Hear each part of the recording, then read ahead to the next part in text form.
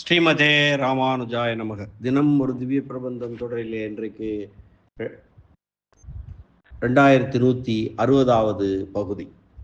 திருமங்கையாழ்வார் அவருடைய திருநெடுந்தாண்டகம் பிரபந்தத்தை அனுபவித்துக் கொண்டிருக்கிறோம். அதிலே நாம் இன்று இணைந்து அனுபவிக்க இருப்பது 5வது பாசுரம். இந்த திருநெடுந்தாண்டகம் பிரபந்தம் மிகுந்த தத்துவார்த்தங்களை உடையது, மிகுந்த விபுலமான விவரணங்களை, விபுலமான வியாக்கியானங்களையும் கொண்டது. அற்புதமான ஒரு பிரபந்தம். அனுபவிப்போம். வாமன அவதாரத்தில் அனைத்துலகும் தனது உடைமை என்பதை வெளிப்படுத்தினான் என்பதை விவரிப்பது இந்த 5ஆம் பாசுரம்.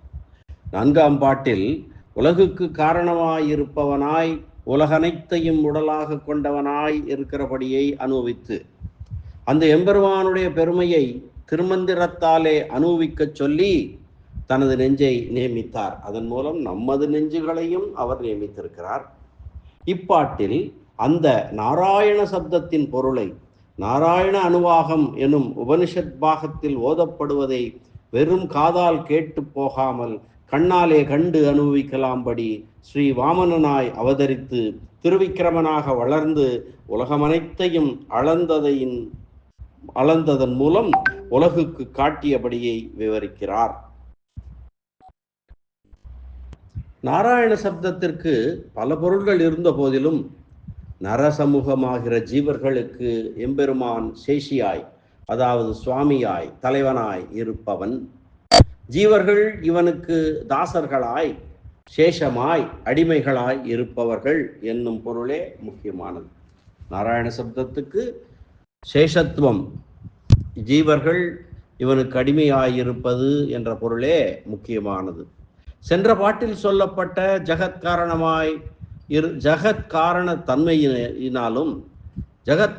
தன்மையினாலும் எம்பெருமான் இந்த ஆத்மாவை பெற்றெடுத்த சுவாமி என்றே சொல்லப்பட்டது. காண்மின்கள் உலகீர் என்று கண்முகப்பே நிமிர்ந்த தாழ் இணையன் என்று திருவாய்மொழியிலே நம்மாழ்வார்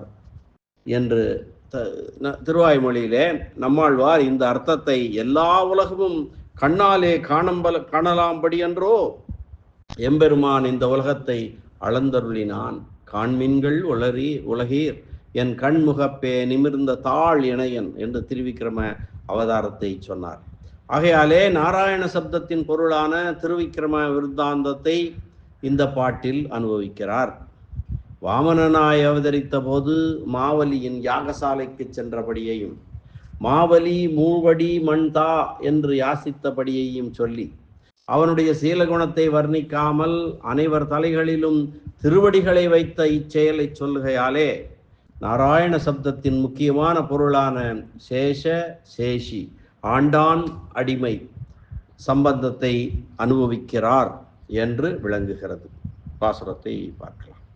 ஒன்மிதியில் புனலுருவி ஒருகால் நிற்ப, ஒன்மிதியில் புனலுருவி ஒருகால் நிற்ப, ஒருகாலும் காமரு சீர் அவுணன் உள்ளத்து, ஒருகாலும் காமரு சீர் அவுணன் உள்ளத்து, எண்மதியும் கடந்து அண்டம் மீது போகி இரு விசும்பி நூடு போய் எழுந்து, எண்மதியும் கடந்து அண்டம் மீது போகி இரு விசும்பி நூடு போய் எழுந்து, மேலை தன்மதியும் கதிரவனும் தவிர ஓடி தாரகையின் புறந்தடவி அப்பால் மிக்கு, தன்மதியும் கதிரவனும் தவிர ஓடி தாரகையின் புறந்தடவி அப்பால் மிக்கு, மண்முழுதும் அகப்படுத்து நின்ற எந்தை மலர்புறையும் திருவடியே வணங்கினேனே என்பதுதான் இன்றைய பாசுரம்.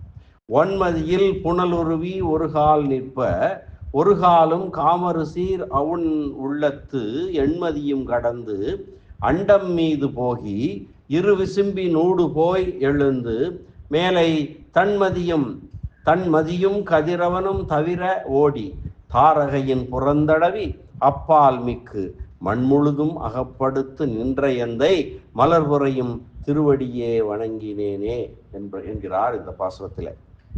திருவிக்கிரமன் தாள்களை வணங்குகிறேன் என்கிறார். இந்த பாசுரத்திற்கான பதபதார்த்தம் பார்க்கலாம். ஒரு கால், ஒரு திருவடி. வான்மிதியில் மென்மையான அடி வைத்தவுடன் அனைவர் தலைகளிலும் ஏழு உலகங்களில் இருப்பவர்கள் அனைவர் தலையிலும் தன் திருவடியை வைத்தவுடன், மென்மையான அடி வைத்தவுடன், புனலுருவி நிற்ப ஆவரண ஜலத்தளவும் ஊடுருவி நிற்க ஒரு காலும் மற்றொரு திருவடியும் காமரு சீர் அவுணன் உள்ளத்து எண்மதியும் கடந்து விரும்பப்படும் பெருமைமிக்க மகாபலியின் நெஞ்சத்திலே நினைக்கும் நினைவையும் கடந்து அண்டம் மீது போகி அண்டத்திற்கும் மேலே போவதற்காக எழுந்து கிளம்பி இரு விசும்பின் ஊடு போய் பெரிதான ஆகாயத்தை ஊடுருவி சென்று மேலே மேலே இருக்கின்ற தன்மதியும் கதிரவனும் குளிர்ந்த சந்திர மண்டலத்தையும் கீழே இருக்கிற சூரிய மண்டலத்தையும் தவிர ஓடி கடந்து சென்று தாரகையின் புறந்தடவி மேலே இருக்கின்ற நட்சத்திர மண்டலத்தை வியாபித்து அப்பால் மிக்கு அதற்கு அப்புறமும் வியாபித்து மண் முழுதும் எல்லா இடங்களையும் அகப்படுத்து நின்ற எந்தை திருவடியாலே அளந்து கொண்டு நின்ற என் சுவாமியுடைய மலர்புறையும் திருவடியே வணங்கினேனே, தாமரை மலரை போன்ற திருவடிகளையே அனுபவிக்க பெற்றேன் என்பதுதான் இந்த பாசுரத்துடைய பதபதார்த்தம். இதனுடைய பொருள் என்ன பார்க்கலாம்.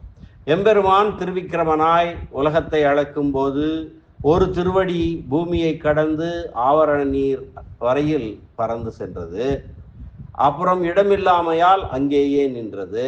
மற்றொரு திருவடி வள்ளலான மாவலி தன் மனதிலே நினைக்கும் நினைவையும் கடந்து அண்டச்சுவருக்கும் அப்பால் போவதற்காக விசாலமான வானத்தை ஊடுருவி நின்றது.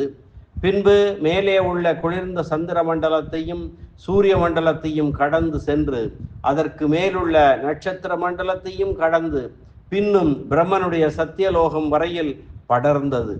பூலோகம் முதலான 14 உலகங்களையும் அளந்து கொண்டு தன் முயற்சி நிறைவேறியதால் களிப்புடன் எம்பெருமான் நின்றான். சர்வ சுவாமியான இந்த பெருமானுடைய தாமரை போன்ற திருவடிகளை வணங்கினேன் என்கிறார் திருமங்கையாழ்வார். இந்த பாசுரத்திற்கான வியாக்கியான சக்கரவர்த்தி பெரியவாச்சான் பிள்ளையினுடைய உரை விவரணத்தை பார்க்கலாம். ஒன்விதியில் புனலுருவி ஒரு கால் நிற்ப ஒரு காலும் காமரு சீர் அவுணன் உள்ளத்து எண்மதியும் கடந்து அண்டம் மீது போகி இரு விசும்பினோடு ஊடு போய் எழுந்து மேலை தன்மதியும் கதிரவனும் தவிர ஓடி தாரகையின் புறந்தடவி அப்பால் மிக்கு மண் முழுதும் அகப்படுத்து நின்ற.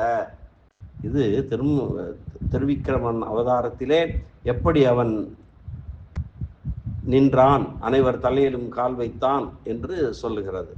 இந்த பகுதியினாலே, இந்த பாட்டின் பெரும் பகுதி இது, அதன் பகுதியினாலே எம்பெருமான் தன்னுடைய ஒரு திருவடியாலே பூமி முழுவதும் அளந்தான், மற்றொரு திருவடியாலே உயர உள்ள உலகங்கள் அனைத்தையும் அளந்தான் என்கிறார்.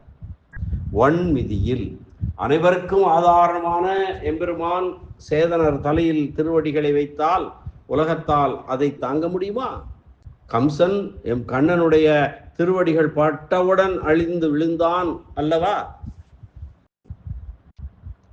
எனில் அந்த திருவடிகளே எல்லா பொருள்களையும் தாங்கி நிற்பதற்கு காரணமாகையாலே அதை உலகம் தாங்கிற்று என்று கொள்ள வேண்டும். எல்லா பொருள்களும் தாங்கி நிற்பதற்கு காரணமான ஒரு பொருள் மற்றொரு பொருளால் தாங்கப்பட்டாலும் அந்த பொருளையும் தாங்க வல்லது, தாங்க வைப்பது இதுவே என்னும் உண்மை மாறாதல்லவா? உண்மையில் அனைவருக்கும் ஆதாரமாய் இருந்து தரிப்பவன் தாங்குபவன் எம்பெருமானாவான். அவனுடைய திருவடிகளை தாங்குபவனும் அவனே, உலகினரின் தலைகளை தாங்குபவனும் அவனே. ஆகையால் அவன் உலகினரின் தலைகள் நம் திருவடிகளை தாங்க வேண்டும் என்று நினைத்து தன் திருவடிகளை வைத்தால் அவை திருவடிகளை தாங்க குறையில்லை அல்லவா? உண்மையில் எம்பெருமானுடைய ஸ்வரூபமே அவனுடைய திருமேனிக்கும் திருவடிகளுக்கும் தாரகமாகும். ஸ்வரூபத்தால் தரிக்கப்படும் திருமேனி அந்த ஸ்வரூபத்தை தரிப்பதாக மாட்டாது. அனைத்தையும் தரிக்கும் ஸ்வரூபமும் மற்றொன்றால் தரிக்கப்படுவதாகாது. உடல் ஆத்மாவுக்கு இருப்பிடமாயிருந்தாலும் உடல் ஆத்மாவுக்கு தாரகமாகாது, ஆத்மாவும் அதனால் தரிக்கப்படுவதாகாது. மிதியில் திருவடிகளில் தனிச்சிறப்பினை அறிந்து தங்களுக்கும் அவற்றில் மதிப்பும் அன்பும் உண்டானால் அவற்றை தலைக்கு அணிகலனாக சொல்லுவர். திருவடிகளின் தனிச்சிறப்பினை அறிந்து தங்களுக்கும் அவற்றில் மதிப்பும் அன்பும் உண்டானால் அவற்றை தலைக்கு அணிகலனாக அலங்காரமாக சொல்லுவர். மதியம் மூர்த்தானாம் அலங்கரிச்சதி என்பது ஆளவந்தாருடைய சோத்திர ரத்தனம். மதியம் உர்த்தானம் அலங்கரிஷ்யதி, என் தலைக்கு அலங்காரமாக போகிறது என்றும், படிக்கு அளவாக நிமிர்த்த நின் பாத பங்கயமே தலைக்கணியாய் என்று நம்மாழ்வார் திருவாய்மொழியிலும் கூறுவது திருவடிகளை தலைக்கு அலங்காரமாக சொல்வதை காணலாம். உடலை ஆத்மாவாக நினைத்திருப்பவர் வெறும் கால் தங்கள் தலையை துகைத்ததாக நினைத்திருப்பர். ஆகையால் அவர்கள் நினைவாலே திருவடிகளை அணிகலன்களாக கூறாமல் மிதித்தவையாக அருளி செய்கிறார். புனல் உருவி, உலக நிலப்பரப்பின் அளவாவது 7 கடல்கள் அளவாவது 7 தீவுகள் அளவாவது சக்கரவாள மலை அளவாவது அதனை சூழ்ந்த பரந்த நீரின் அளவாவது அண்டச்சுவர் அளவாவது நிமிர்ந்தது மட்டுமல்லாமல் அண்டச்சுவருக்கு அப்பாலும் பறந்து சூழ்ந்த நீரளவும் செல்லத்தக்க சென்ற திருவடிகள், அந்த திருவடிகள் சென்று நிமிர்ந்தன. அண்டச்சுவருக்கு உள்ளே அல்லவா உள்ளது காக்கப்படும் இனம், அதையும் தாண்டி வெளியே போக தேவை என்ன என்றால் காக்கப்படுவதின் அளவென்று காப்பவனின் ஈடுபாடு என்பதை காண வேண்டும். காக்கப்படுவதன் அளவல்ல, காப்பவனின் ஈடுபாடு.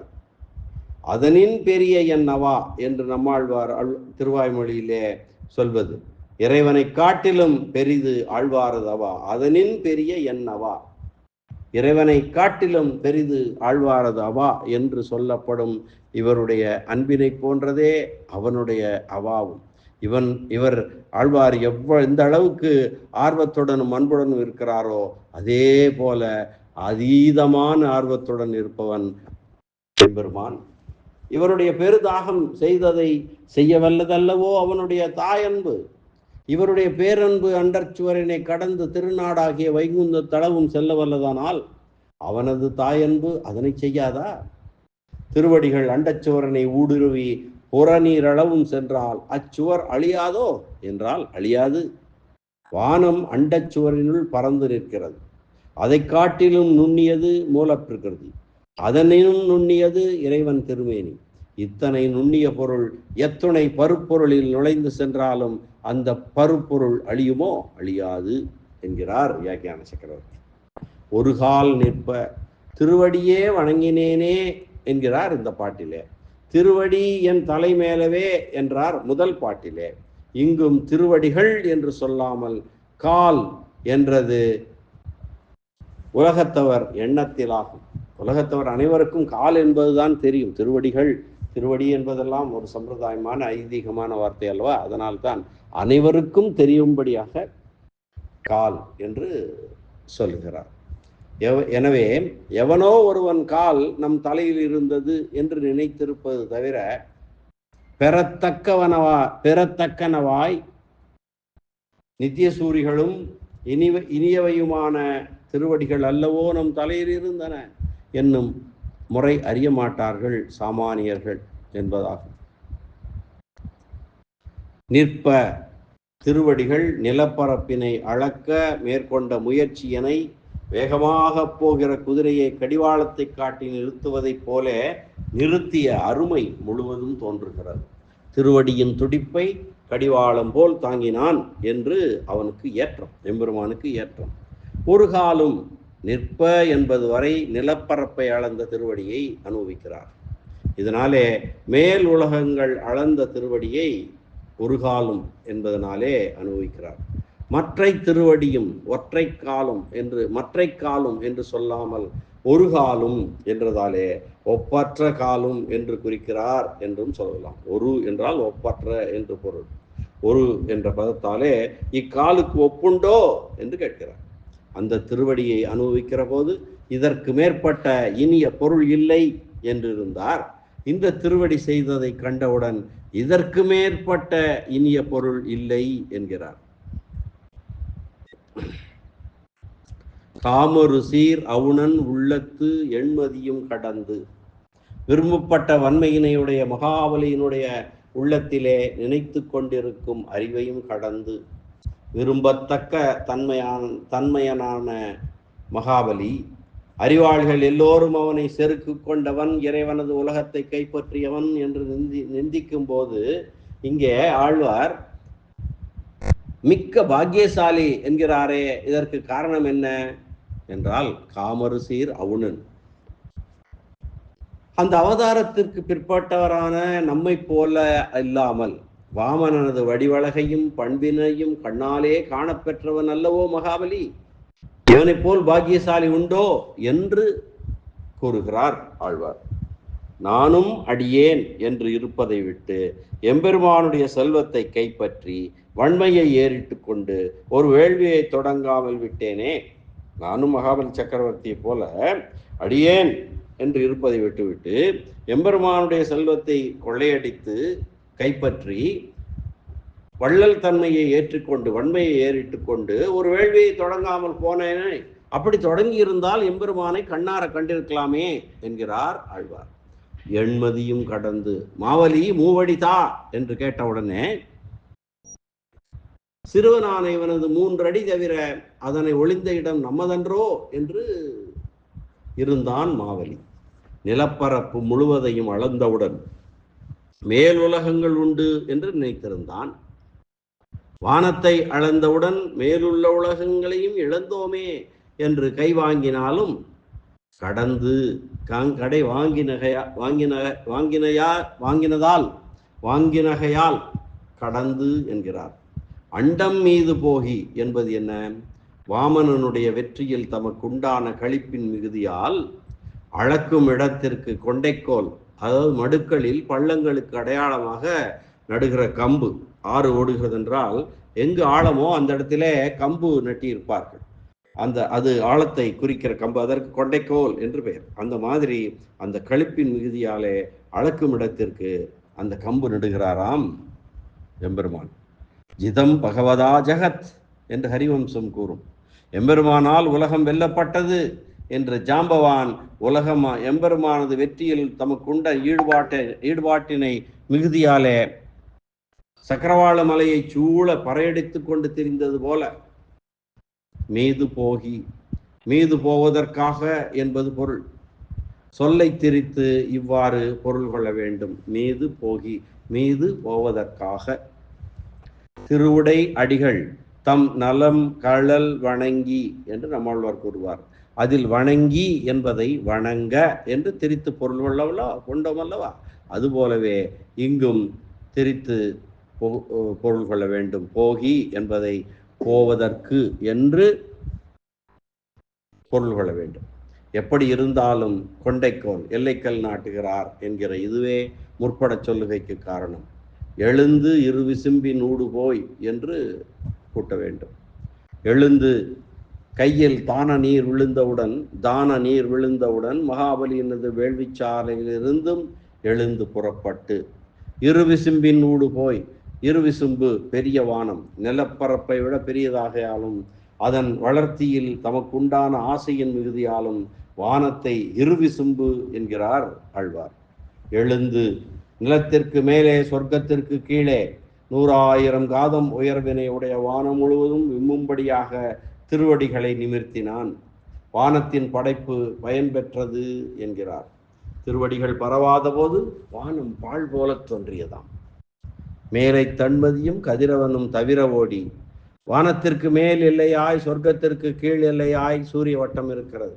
அதற்கு மேலே 100,000 காதம் சந்திர வட்டம். வானத்திற்கு மேல் எல்லையாய் சொர்க்கத்திற்கு கீழ் எல்லையாய் சூரிய வட்டம் இருக்கிறது. அதற்கு மேலே 100,000 காதம் சந்திர வட்டம். ஆனால் முதலில் சூரிய வட்டத்தை சொல்லி பின் சந்திர வட்டத்தை ஏன் சொல்லாமல் இருந்தாரே? ஏன் என்றால் கர்வம் உடையவராய் இறைவனை பார்க்காதவராய் இருப்பவர்கள் தலையிலே மிகவும் மென்மையான திருவடிகளை வைத்ததாலே அந்த திருவடிகளை குளிர வைக்கும் வழிபாட்டினை செய்கிறார். அது தோன்ற தன்மதி என்று சொல்லப்பட்டது. வெங்கதிரோன் என்று சொல்லாமல் அடைமொழியின்றி கதிரவன் என்ற சொல் மட்டும் அங்கு மேலை தன்மதி என்றதால் கதிரவன் என்ற சொல்லுக்கு முன் கீழை என்ற சொல்லை கூட்டிக் கொள்ள வேண்டும். மேலை தன்மதியும் கீழை கதிரவனும் என்று. தவிர ஓடி, அதற்கும் மேலே போய் ஓடி திருவடியை நிறுத்த வேண்டும்படியான துடிப்பு தோன்றுகிறது. தாய் நாடு கன்றே போல், தாயை நாடக்கூடிய கன்றே போல், தாய் நாடு கன்றே போல் என்று முதல் திருவந்தாதியிலே பொய்கையாழ்வார் கூறுவது போல, அடியவன் ஆண்டானை அடைவதற்கு உண்டான துடிப்பை போன்றதே அல்லவோ ஆண்டான் அடியவனை அடைவதற்கு உண்டான துடிப்பும். எல்லோருக்கும் தத்தம் விருப்பத்தை அடைவதில் துடிப்பு உண்டாயிருக்கும் அல்லவா. ஓடி மேலே தவிர ஓடி, தாரகையின் புறந்தடவி, தாரகை என்றால் நட்சத்திரங்கள் என்று தெரியும்.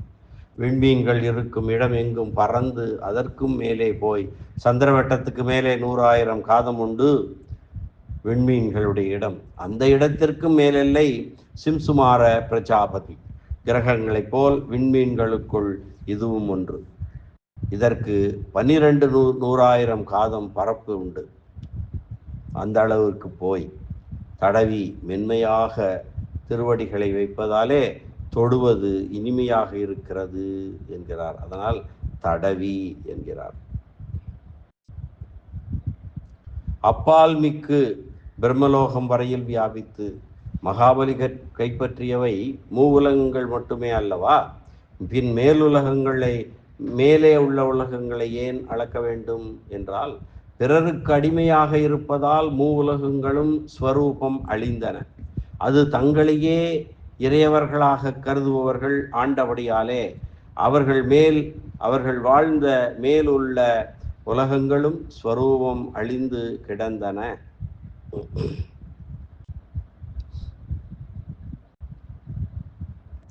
ஆகையாலே அவர்களும் தனக்கு அடிமைப்பட்டவர்களை என்று காட்டுவதற்காக அவ்வுலகங்களையும் அளந்தான். அதாவது சில தேவர்கள் தங்களையே இறைவர்களாக கருதுபவர்கள், ருத்ரன், பிரம்மன் ஆகியோர் முதலானவர், இந்திரன் முதலானவர்கள், அவர்கள் ஆண்டபடியாலே அவர்களுக்கு மேல் வாழ்ந்த மேலுலகங்களுக்கும் ஸ்வரூபம் அழிந்து கிடந்தன. ஆகையாலே அவர்களும் தனக்கு அடிமைப்பட்டவர்களே என்று காட்டுவதற்காக அந்த உலகங்களையும் அளந்தான் எம்பெருமான். மண் முழுதும் அகப்படுத்து, மேல் 7 கீழ் 7 ஆக 14 உலகங்களையும் அளந்து கொண்டு, மண் என்று இந்த நிலத்தை சொல்லி முழுதும் என்கையாலே மேலுலகங்களை நினைக்கிறார். அளந்து என்று சொல்லாமல் அகப்படுத்து என்பதாலே இவன் மேல் விழுவதும் அவர்கள் பின்வாங்குவதும் தோன்றுகின்றன. நின்ற கடமையினை நிறைவேற்றியவனாய் மகிழ்ந்து நின்ற அடியவன் தலைவனை அடைந்து பெற வேண்டிய பேற்றினை பெற்றதை ஒத்தது அல்லவா, தலைவனும் அடியவனை அடைந்து பெற்றதும் எந்தை என் சுவாமி. வாமனனுடைய வடிவழகையும் பண்புகளையும் கண்ட பின்பு அரசாளும் நாட்டினை உதறிவிட்டு அவனுடைய அடிமை என்று மார்பை பிளந்து எழுதி காட்ட வேண்டியிருக்க, அவனிடம் வாமனனிடம் ஈடுபடாமல் மூவுலகங்களை கொண்டு போனான் இந்திரன். மகாபலியும் தன்னை அடியவனாக்காமல் உலகங்களை கொடுத்து போனான். நான் என்னை கொடுத்தேன் என்கிறார் ஆழ்வார். மலர்புறையும் திருவடியே, தன்னை விட மேம்பட்டவை இல்லாத இனிமையினை உடைய திருவடிகளை அனுபவிக்க பெற்றேன் என்கிறார் முன்னர். தளிர்புறையும் திருவடி என்று முதல் பாசுரத்திலே சொன்னார். இங்கே மலர்புறையும் திருவடி என்கிறார். இதற்கு காரணம் என்ன? ஆழ்வாரது பிரிவாலே வாடினவன் அவருடைய தலையிலே திருவடிகளை வைப்பதாலே தளிரும் உரியுமாக தளிர்த்தபடியை சொன்னது முன்னர். இங்கு திருவடிகளை அனுபவிக்கிறாராகையாலே மலர்புறையும் திருவடி என்று மலர் போல் இனிதாயிருப்பதை சொல்கிறது. திருவடியே, அடியார்கள் அனுபவிக்க இறங்கும் துறை திருவடிகளே ஆகும். திருவடியே என்ற இடத்தில் ஏகாரத்தாலே எம்பெருமானுடைய வேறு அவயவங்களுக்கு காட்டிலும் திருவடியே வணங்கத்தக்கதாய் சொல்லுகிறார். மேன்மையும் நீர்மையும் வடிவழகும் ஆகிய மூன்றும் குறைவற்ற பெருமையுடைய உறுப்பு திருவடிகளே ஆகும். மேன்மையும் நீர்மையும் வடிவழகும் ஆகிய மூன்றும் குறைவற்ற பெருமையுடைய உறுப்பு திருவடிகள்தான் ஆகும். ஈஸ்வரோகம் என்று பகவத்கீதையிலே கண்ணன் எம்பெருமான் கூறியது போல, நானே இறைவன் என்று இருப்பவர் தலையிலும் அவர்கள் தன்னுள் அடங்குமாறு திருவடிகளை வைக்கையாலே மேன்மையில் குறைவில்லை. தன் உடைமையை அடைய தானே இறப்பாளனாகச் செல்லுகையாலே நீர்மையில் குறைவில்லை, எளிமையில் குறையில்லை. தீய இயல்பினனான மகாபலியையும் தனக்குள் அடங்குமாறு எழுதி கொள்வதாலே வடிவழகில் குறையில்லை. ஆகையாலே மற்ற அவயவங்களிடம் போக வேண்டாம் என்று ஏகாரத்திலே காட்டுகிறார். திருவடியே என்று கூறுகிறார். வணங்கினேன், அனுபவிக்க பெற்றேன். நம இத்தேவவாதினக, நம இத்தேவவாதினக என்று மகாபாரதம் சாந்தி பருவத்திலே வரும். வணக்கம் என்றே சொல்லிக் கொண்டிருப்பவர் என்று வீடு பேற்றினை அடைந்தவர்களை பற்றி சொல்லப்படுகிறது. வீடு பெற்றவர்களது வணக்கம் அனுபவமே ஆகும். அவ்வாறே இங்கும் வணங்கினேன் என்ற சொல்லுக்கு அனுபவிக்க பெற்றேன் என்றும் பொருள் கூறலாம். ஆழ்வாருக்கு அடையக்கூடிய பொருளும் திருவடிகளே, அனுபவிக்கக்கூடிய பொருளும் திருவடிகளே. ஆகையால் வணங்கினேன் என்ற சொல் அடைந்தேன் என்னும் பொருளை குறிக்காதோ என்றால், ஆழ்வாருக்கு அடையக்கூடியவையும் அனுபவிக்கக்கூடியவையும் திருவடிகளே. அவற்றுள் அனுபவமே மேம்பட்டதால் வணங்கினேன் என்ற சொல் அனுபவிக்க பெற்றேன் என்ற பொருளையே சிறப்பாக குறிக்கும் என்கிறார் வியாக்கியான சக்கரவர்த்தி. உலகம் அளந்த பொன்னடியை அடைந்துய்ந்தேன் அணிபொழில் திருவரங்கத்தம்மானே என்று பெரிய திருமொழியிலே அடையும் வேளையிலும் அருளி செய்தார் என்று திருமங்கையாழ்வார் அருளி செய்ததை இங்கே நாம் அனுபவிக்கலாம். திருவிக்கிரமனின் பெருமைகளில் எதை பார்த்தாலும் அவனை தவிர அடையத்தக்கவர் வேறு யாரும் இல்லை என்பது விளங்கும். பாராமுகனான தன்னிடம் ஈடுபடாத மகாபலிக்கும் விருப்பத்தை பிறப்பிக்கும் அழகை உடையவனை ஒழிய அடையத்தக்கவர் வேறொருவர் உண்டோ? தன் உடைமையை அடைய தானே இறப்பாளனாக பிச்சை எடுப்பவனாக செல்லும் நீர்மை பண்பாளனை தவிர அடையத்தக்கவர் வேறொருவர் உண்டோ? கண்ணால் காண முடியாத திருமேனியனை தீயவர் கண்ணுக்கும் காட்டும் எளியவனை ஒழிய வேறொருவர் உண்டோ? 14 உலகங்களையும் அளந்த எல்லோரினும் மேம்பட்டவனை விட அடையத்தக்கவர் வேறொருவர் உண்டோ?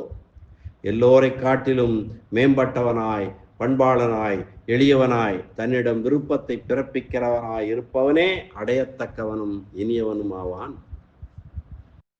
திருவிக்கிரம துவத் சரணாம் புஜத்வயம் மதீய மூர்தன மலங்கிருஷ்யதி என்று ஸ்தோத்திரத்தினத்திலே ஆளவந்தார் சொல்லுவார். ஆச்சாரியர் ஆளவந்தார். திருவிக்கிரம துவத் சரணம் புஜத்வயம் மதீய மூர்த்தான மலங்கிருஷ்யதி. திருவிக்கிரமனே, உன்னுடைய திருவடி தாமரைகள் இரண்டும் என் தலையினை எப்போது அலங்கரிக்கப் போகின்றன என்று ஆளவந்தாரும் திருவிக்கிரமனுடைய திருவடிகளையே அடையத்தக்கவனவாக நினைத்தார். பிதரம் மாதரம் தாரான் புத்திரான் பந்தூன் சகீம் குருன் ரத்னானி தனன்யானி சேத்ராணி ச கிருஹாணி ச சர்வதர்மாம்ச சந்தியஜ்ய சர்வ காமாம்ஸ்ய சாட்சரான் லோக விக்ராந்த சரணம் தேவ்ரஜம் விபோ என்று பகவத் ராமானுஜர் சரணாகதி கத்தியத்திலே சொல்லுவார். பிதரம் மாதரம் தாரான் புத்திரான் பந்தூன் சகீன் குருன் ரத்னானி தனதான்யானி க்ஷேத்ராணி ச கிருஹாணி ச சர்வ தர்மாம்சஸ்ய சந்தியஜ்ய சர்வ காமாம்ச சாட்சரான் லோக விக்ராந்த சரணம் தேவ்ரஜம் விபோ. உலகங்களை அளந்த உன் திருவடிகளையே அடைக்கலாமாக பெற்று பற்றினேன் என்கிறார் உடையவர். இந்த ஸ்லோகத்தின் பொருள் என்ன? எம்பெருமானே, பிதரம் தந்தை, மாதரம் தாய், தாரான் மனைவி, புத்திரான் பிள்ளைகள், பந்தூன் உறவினர்கள், சகீன் நண்பர்கள், குருன் குருக்கள், தந்தை தாய் மனைவி பிள்ளைகள் உறவினர்கள் நண்பர்கள் குரு, ரத்னானி தனதான்யானி சேத்ராணி தனதானியங்கள் வயல்கள் வீடுகள் ஆகியவை எல்லாவற்றையும் எல்லா உபாயங்களையும் கைவல்யம் உட்பட எல்லா பேறுகளையும் அடியோடு விட்டு உலகளந்தவனாகிய உன்னுடைய திருவடிகளையே புகழாக பற்றுகிறேன் என்கிறார் இந்த ஸ்லோகத்திலே பகவத் ராமானுஜர் சரணாகதி கத்தியத்திலே. அற்புதமான ஒரு பாசுரம், அற்புதமான உரையும் கூட. இந்த பாசுரத்தை மீண்டும் ஒரு முறை அன்வைக்கலாம்.